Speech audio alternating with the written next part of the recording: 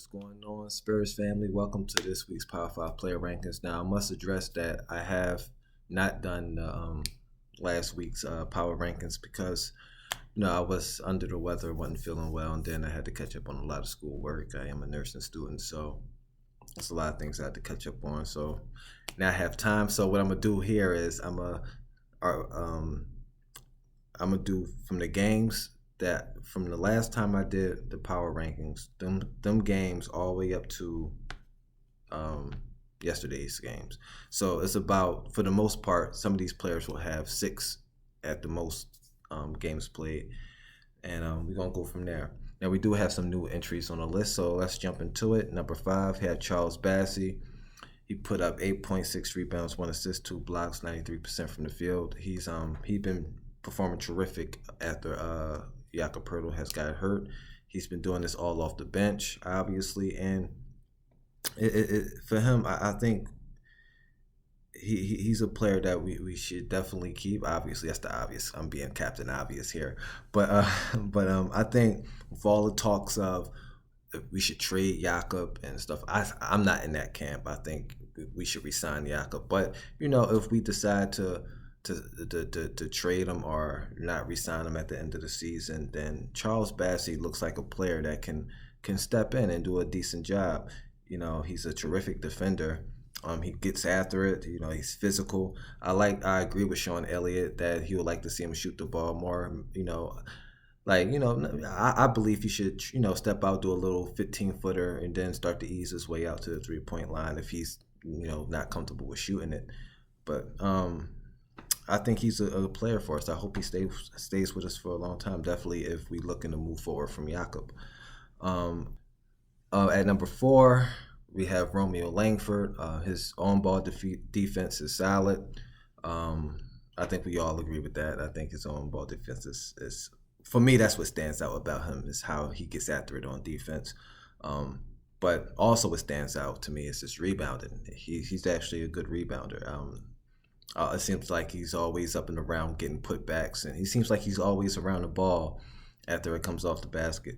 Even though the stats don't say much, it seems like he liked to get down there and battle with the bigs. So that was eye popping. But he came in for his last 6 games, 10 points, 4 rebounds, 1 assist, 57% from the field, 30% from the 3-point line. I think if he get a consistent 3-point shot, if he can bump this 30% up to around getting close to late 30s, early 40%, I think we have a solid player there. I think, we already got a solid player in him. I think it just will make our team play that much better because you have to worry about him out on the floor. Keldon Johnson comes in at number 3. And, he's struggling shooting, but it's not, it's not, this thing is not based off stats, it's based off impact. And he impacts the game when he's in there. He's always a threat and so forth. So this last 6 games, 22.6 rebounds, 2 assists, 40% from the field, 25% from the 3-point line. He is struggling from behind the arc. And I don't really like how he shoots the ball, how he leans back, his foot is kicked up. I don't like his form is good, but the way his body is when he's shooting, it looks like every shot is like a mini fadeaway, and the ball is floating 10 feet in the air.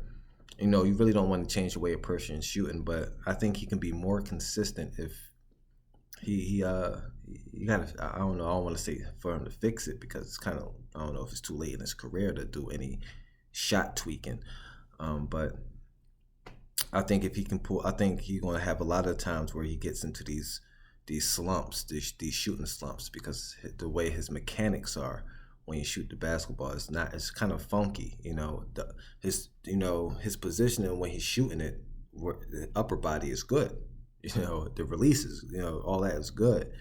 But the lower body is what gets me, because it's like seems like he's pushing back and his leg kicks out. And I don't know. It looks uncomfortable to see him shoot. When you shoot, it looks uncomfortable, to say the least. But anyway, that's another video. Number 2, we have Trey Jones. Trey Jones, he always been one of the main guys this year. For this what is it? For this, I think his last 6 games. I think he played 6 games. I don't remember him being out. For his last 6 games, he averaged 14 points, 3 rebounds, 5 assists, 1 steal. He's shooting 46% from the field and 18% from the 3-point line. So, it's a solid performance from him. I think we like to see him shooting better from the 3-point line, but again, I think with more reps in the summer, he'll become more confident in knocking down the 3-point shot. But overall, he's terrific. I think he's our engine on the floor. I think once he's off the floor, everything it really doesn't flow right. So I think he's the one that holds everything together. But there. That's why I have at number 2. At number 1, you already know, man, it's Devin Vassell. He's grown to be a terrific player. He better for me, most improved player of the year. And even though I don't even want to say that, because his first year he was playing behind. I think his first year he was behind DeRozan, and they was getting their shots. He wasn't always that 1 or 2 option.